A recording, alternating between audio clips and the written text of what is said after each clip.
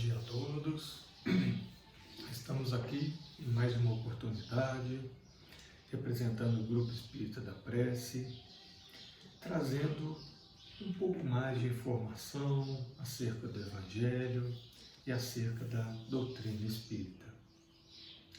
Rogamos a Deus que nos abençoe, nos ilumine a mente e o coração, para que possamos trazer uma mensagem de bom ânimo, uma mensagem que possa ajudar a esclarecer, que possa consolar a todos nós que estamos passando por momentos difíceis, por uma situação do mundo atribulada, mas que com fé e confiança em Deus nós vamos seguir o bem e vamos superar essas dificuldades e nos melhorarmos enquanto criaturas, filhos de Deus, filhas da luz. A passagem que hoje a direção da casa pediu para que nós conversássemos um pouco, ela está no capítulo 10 do livro Vinha de Luz, de Chico e Emmanuel. E é apenas uma frase, né? E nós vamos trabalhar em cima dessa frase. A frase diz: levantai os olhos. Eis que eu vos digo, levantai os olhos e vede as terras, que já estão brancas para a ceifa. Está em João, capítulo 4, versículo 35. Mas para nós entendermos esse conceito, esse momento dessa fala de Jesus, é importante que nós voltemos desde o início do texto. Esse é um fragmento da conversa de Jesus com a mulher samaritana, no poço de Jacó.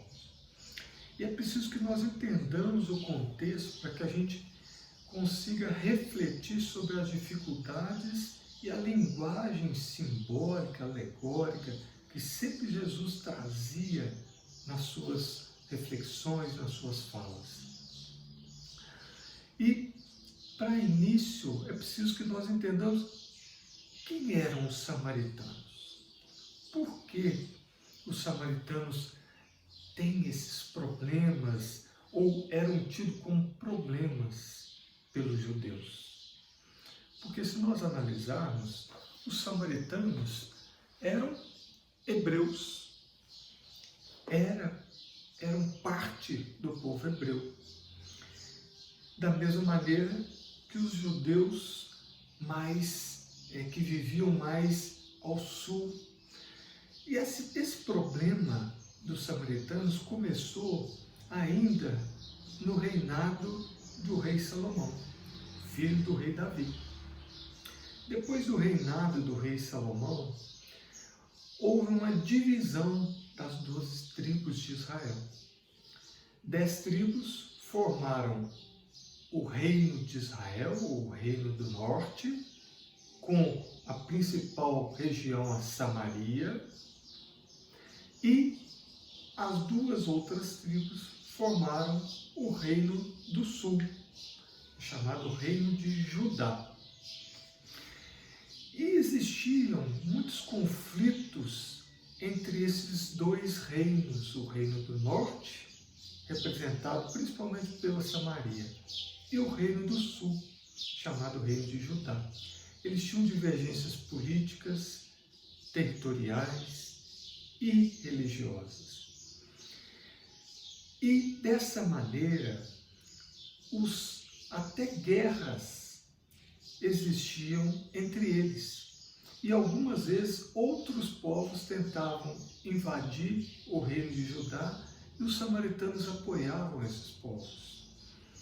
Os samaritanos eram acusados pelos judeus do sul de trabalharem ritos pagãos, porque eles tinham sofrido influência principalmente dos assírios. Então, dentro desse contexto, até os lugares que eram os lugares de culto eram diferentes. Os samaritanos cultuavam no Monte Gerizim e os judeus do sul cultuavam no Monte Moriá e em Jerusalém. E essa divisão e esse acirramento de relações entre os judeus do sul e os samaritanos, ele persistiu ao longo das eras. E os rabinos, rabinos, consideravam os samaritanos judeus de segunda classe. Consideravam os samaritanos eram mal vistos, eram judeus que não seguiam as tradições judaicas. E os samaritanos realmente tinham abordagens diferentes dos judeus do sul. Então, essa era a intriga entre os samaritanos e os judeus que moravam mais ao sul, no reino de Judá. E isso persistiu até a época de Jesus. Então, nessa passagem, Jesus chega no monte onde há o Poço de Jacó, hoje na cidade de Sicar, Sequiem, naquela época. E Jesus chega com seus discípulos, mas os discípulos vão à cidade buscar alimentos. E Jesus está sozinho, próximo do poço. E vem uma mulher samaritana pegar água nesse poço. E Jesus inicia o diálogo com essa mulher e pede a ela que lhe ofereça água. Jesus diz: dá-me de beber. E a mulher acha estranho e responde a Jesus: como tu, sendo judeu, me pede, eu que sou uma mulher samaritana, me pede água? E Jesus responde a essa mulher: se conhecesses o dom de Deus, e quem é aquele que te diz, dá-me de beber, tu lhe pedirias a ele e ele te daria água viva. E a mulher fica sem entender, mas como é isso? A água viva? E sem entender quem é aquele ser que pedia água àquela mulher. E Jesus complementa o diálogo dizendo a ela: todo aquele que bebe dessa água da fonte de Jacó continua tendo sede ou vai ter sede novamente. Mas quem beber da água que eu lhe der, nunca mais terá sede. Ao contrário, a água que eu lhe der se tornará nele uma fonte de água jorrando para a vida eterna. Então, o que Jesus quer dizer com a mulher samaritana? Ele não estava dizendo da água, ele estava dizendo do alimento do Espírito. Ele estava dizendo da nossa necessidade de iluminação íntima. E a água como um símbolo de pureza, da coisa cristalina, daquele ensino que Jesus trazia para aquela mulher, daquele ensino muito claro da fonte Jesus, que estava conectado, que está conectado com o Pai, numa união a ponto de Jesus dizer em outra conversa que ele e o Pai eram um só e que ele fazia a vontade do Pai. Então era essa água que ele oferecia para a mulher samaritana. Mas o diálogo prossegue e ela diz, Jesus diz a ela: busque o seu varão. Mas que história! Por que Jesus ia dizer para a mulher buscar o seu marido? E aí nós vamos entender por que, quando ela responde: eu não tenho varão. E Jesus diz a ela: você já teve 5 e o que você está agora não é o seu. E a mulher se espanta com aquilo, porque Jesus se encontrou com ela pela primeira vez e sabia da sua história de vida. Jesus, como espírito puro, sabia que a mulher era adúltera, que ela não tinha um varão ou um homem, um marido. E aí nos traz uma reflexão de qual maneira estamos usando a nossa energia sexual. Porque muitas vezes ligamos a nossa energia sexual apenas aos órgãos sexuais masculinos ou femininos. E nos esquecemos que a energia sexual é uma energia usada para a organização da nossa vida, para a criação de filosofias, para os ensinos, para as pesquisas de física, de matemática, até da sociologia, para os inventos. Ou seja, essa energia sexual é utilizada para a organização da vida, não só para a criação de novas formas de vida. E muitas vezes nós nos entregamos de maneira completamente desarrazoada, a prazer, a busca do prazer sexual. Então nós entramos num processo de desregramento, buscando apenas saciar as sensações, os nossos prazeres, sem o menor comprometimento com o outro, sem o menor compromisso com o outro. E isso, com certeza, vai nos trazer problemas que teremos que resolver em outras encarnações. Resgates, porque somos responsáveis pelas consequências dos nossos comportamentos desregrados. Mas o diálogo prossegue em outro assunto e a mulher diz a Jesus: nossos pais adoraram nesse monte, mas vós dizeis que em Jerusalém é o lugar onde é necessário adorar. Ou seja, a mulher fixava que existia um lugar certo para adorar a Deus.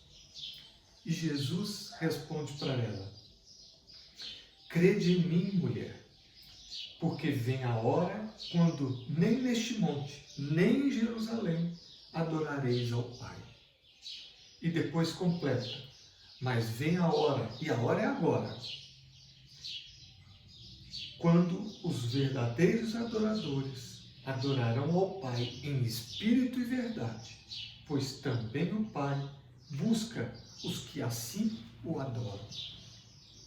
Então Jesus já nos traz outra lição extremamente importante, que não há lugar para que nós adoremos. Não é necessário um templo de pedra, um edifício, muito menos edifícios e templos de luxo, de ouro, de tapetes, de quadros, de obras de arte, coisas belíssimas. Não há necessidade desse lugar. E muito menos de recitativos monótonos, repetitivos, que nós muitas vezes nos habituamos a fazer, ou a seguir fórmulas. Eu tenho que orar desse jeito, eu tenho que rezar daquela maneira. Não existe isso. Jesus nos traz a lição de que o Pai espera que nós vivamos em espírito e verdade os ensinamentos de Deus.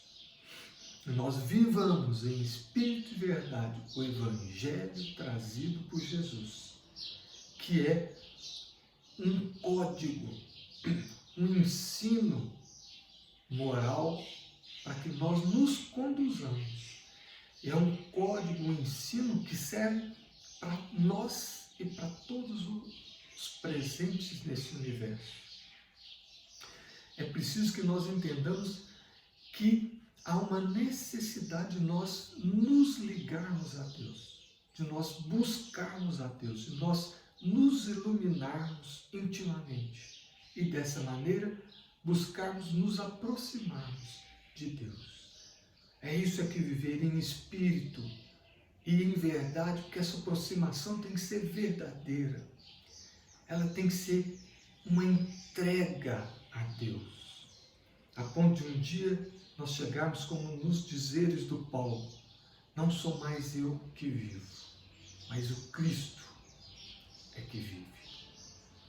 A ponto de um dia nós chegarmos a ter essa comunhão, essa fé em Deus, nesse nível de entrega a Deus, ao Evangelho, ao nosso próprio aprimoramento enquanto criaturas que foram criadas e destinadas a serem puras, a serem livres, a estarem na abundância do Pai. Mas o diálogo segue e a mulher diz, e os discípulos chegam naquele momento com esse diálogo.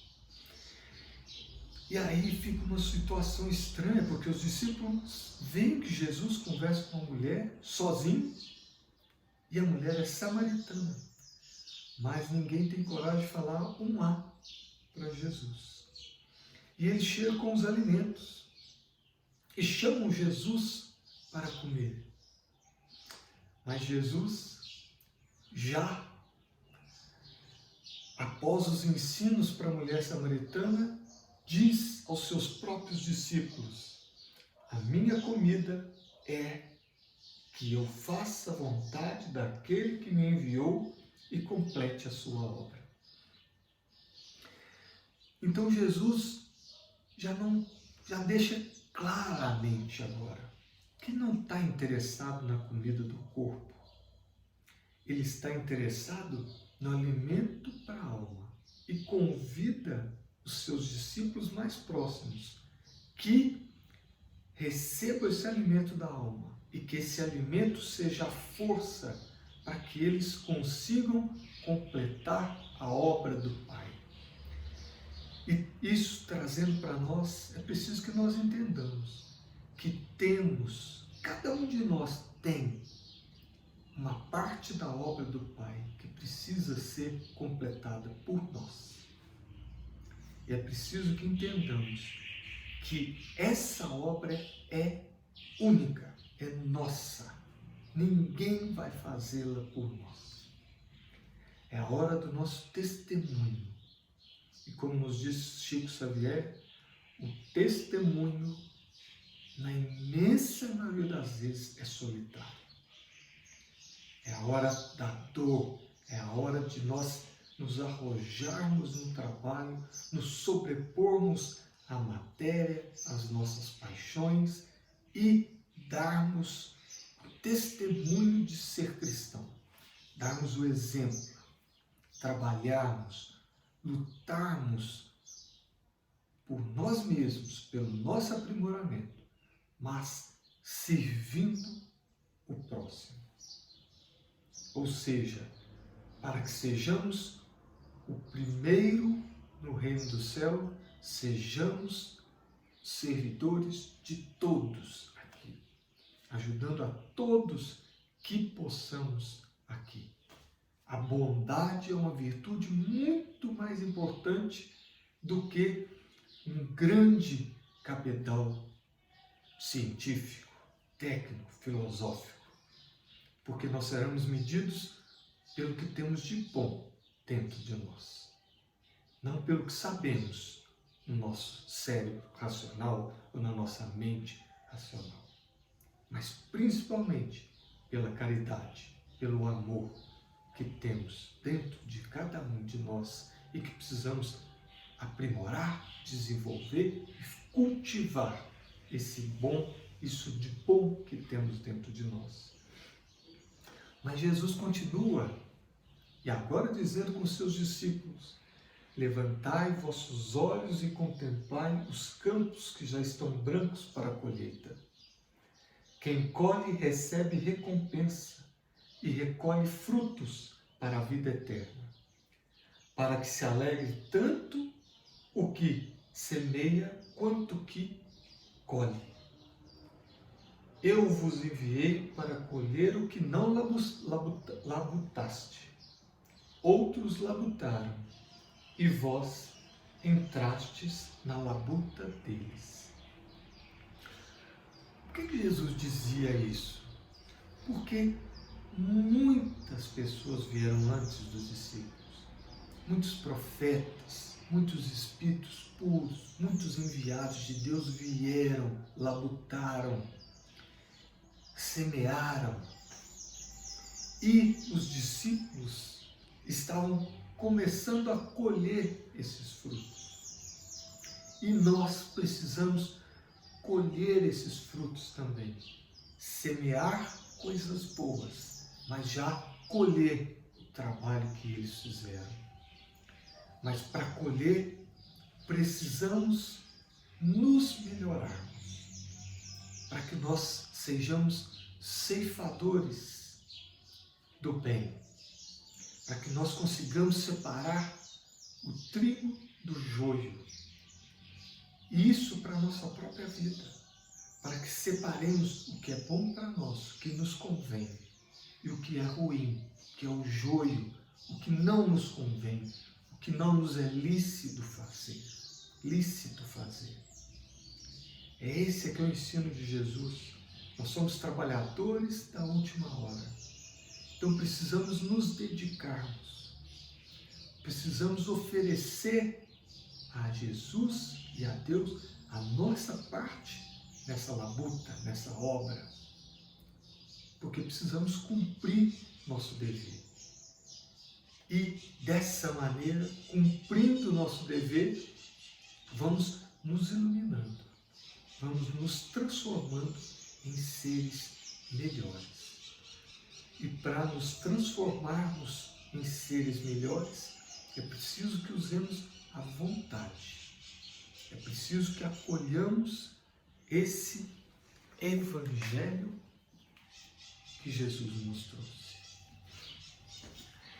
E Jesus segue ensinando, e a pedido dos próprios samaritanos, ele fica 2 dias naquela região, ensinando, e todos agora passaram a entender, os samaritanos passaram a entender que Jesus era o Salvador, era o Cristo, era o Messias prometido, não só porque a mulher samaritana falou para eles sobre Jesus, mas porque eles ouviram do próprio Cristo esses ensinos e essas lições que ficaram guardadas nos corações dos samaritanos. Mas para que nós nos aproximemos desse Jesus, é preciso que tenhamos fé. Nos dizeres de Paulo, fé viva, fé vibrante. E uma das maneiras de cultivarmos a fé é com a prece. Porque com a prece nós nos aproximamos de Deus. Mas aquela prece íntima, aquela prece de recolhimento, aquela prece de entrega a Deus. Nos dizeres de Leon Denis, no livro O Grande Enigma, a prece é a aspiração ardente do ser humano, que sente sua pequenez e sua miséria e procura pelo menos um instante pôr as vibrações de seu pensamento em harmonia com a sinfonia eterna. Nos dizeres poéticos de Leon Denis, nós vamos caminhando para o nosso fim da nossa conversa e deixando a reflexão de que Jesus é essa água pura, cristalina, que precisamos saciar a nossa sede de seres que erraram muito, que infelizmente cultivaram frutos que nos envergonhamos hoje, mas que Jesus traz também esse alimento para a alma, que vai nos revigorar, que nos dá a condição de recomeçarmos, de nos redimirmos de nossos erros, e que de frutos ruins consigamos obter lições e plantemos boas sementes mas que também colhamos frutos bons de ensinamentos e de propostas que outros já trabalharam e já nos trouxeram. E aí nós já temos esses frutos prontos e podemos trabalhar nas duas vertentes, semeando esse Cristo que nós já recebemos, apesar das nossas infinitas limitações, mas colhendo também os frutos daqueles que deixaram ensinos sublimes para nós. E o principal deles, Jesus, nosso Mestre. Paz em Jesus sempre, meus irmãos.